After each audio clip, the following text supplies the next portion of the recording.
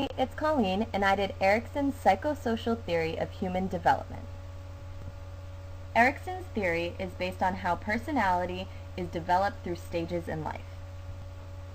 Three major elements that make up Erikson's theory include ego identity, ego strength, and conflict. Ego identity is developed by human interaction and how an individual becomes more conscious of themselves and their surroundings. Ego strength deals with an individual becoming competent in different areas in life. By becoming competent in life, they feel more important.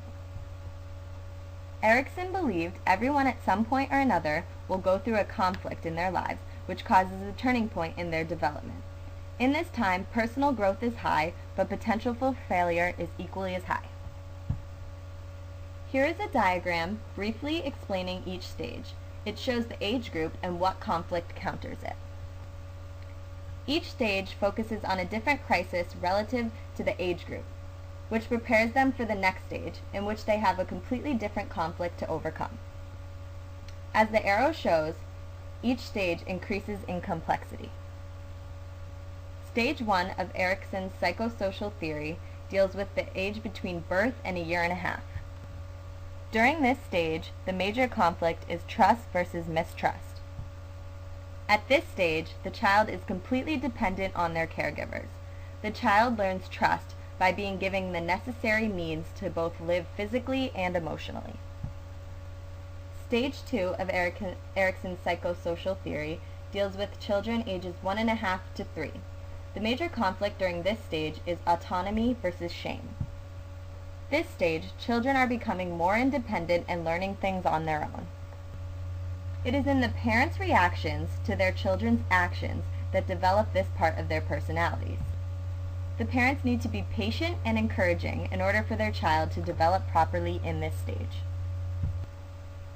Stage 3 of Erikson's theory deals with ages 3 to 6. The major conflict in this stage is initiative versus guilt. This is considered the play age for children, where their imaginations grow.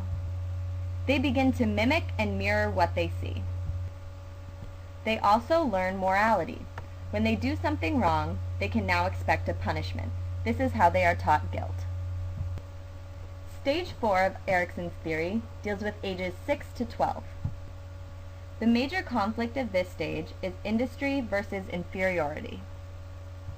This is the age where children spend more time with their peers and teachers than with their parents.